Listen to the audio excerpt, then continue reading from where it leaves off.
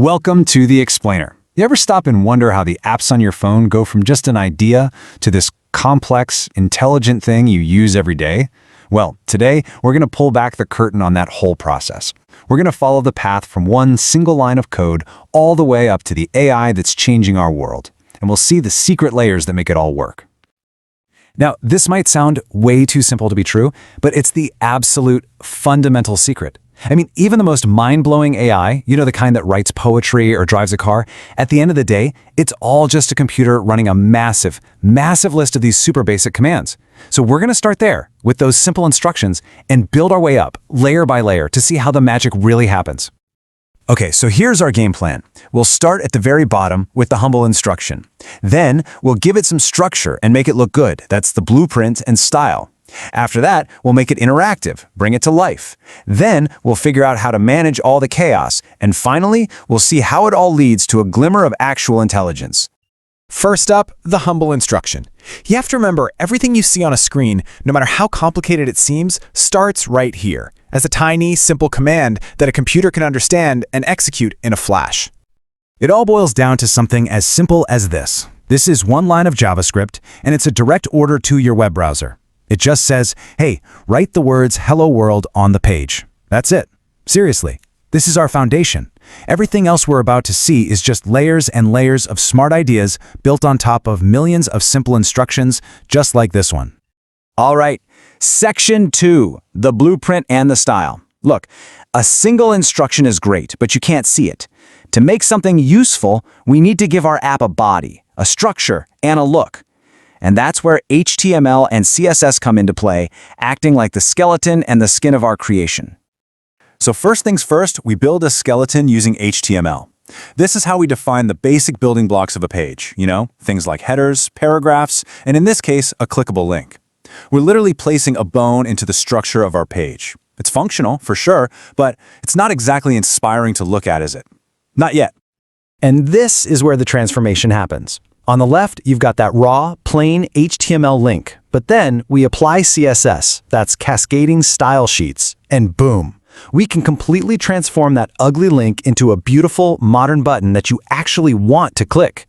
We've just added the skin to our skeleton, and it makes all the difference. On to Section 3, bringing it to life.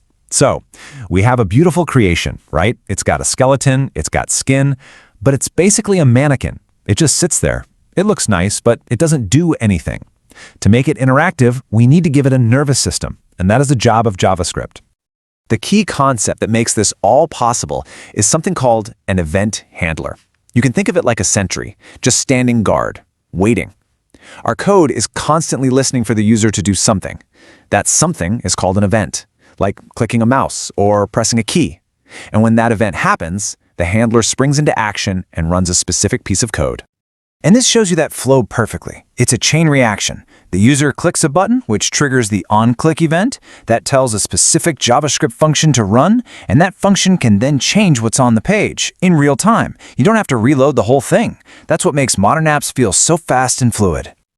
Okay, Section 4, taming complexity. Our little app is getting pretty powerful now.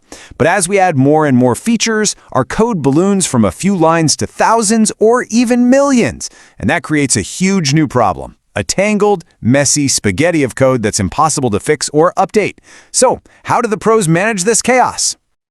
Well, thankfully, they don't have to reinvent the wheel every single time. They use something called design patterns.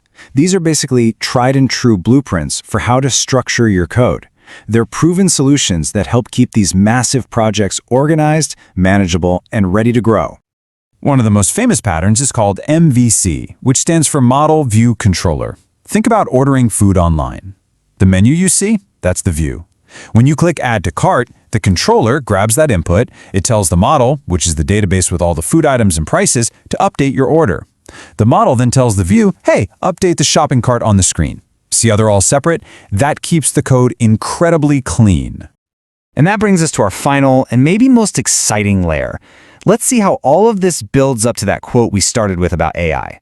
Now that we have all this structure in place, how do we get from just following simple orders to something that feels, intelligent? For decades, this is what smart software looked like. It was all based on rigid, hard-coded rules. We would literally write out logic like this and truth table, which just says, if this thing is true and that thing is true, then the result is true. It works perfectly for simple, predictable problems, but it completely falls apart when you're dealing with the messy, unpredictable real world. But what happens when the problem is way too complex for simple rules? Like, how would you write a rule to identify a cat in a photograph? It's almost impossible, right? This is where machine learning completely changes the game. Instead of feeding the computer a list of rules for what a cat looks like, we just show it thousands of pictures of cats, and we let it figure out the patterns for itself. And this new approach gives us something pretty amazing. We can actually measure how much it's learned. For example, after we train our model on all those cat photos, we can test it on a new batch it's never seen. And maybe it correctly identifies 152 out of 170 new images. This isn't just following rules anymore. It's recognizing incredibly complex patterns with a measurable accuracy. That's a huge leap beyond simple if-then logic. So the big takeaway here is that intelligent software isn't magic. It's not some mysterious black box. It's the end result of all these carefully designed layers of abstraction, with each one building on the power of the one below it. It's a journey, from a single command to a structured page to an interactive app to a well-organized system, and finally, to something that can actually learn and make predictions. When you think about it, this whole journey from a simple command to a learning system is just an incredible story about the power of abstraction. Each layer hides the complexity of the one beneath it, letting us build more and more powerful things. And that leaves us with a really fascinating question to think about. What's the next layer we're going to build on top of AI? Thanks for watching.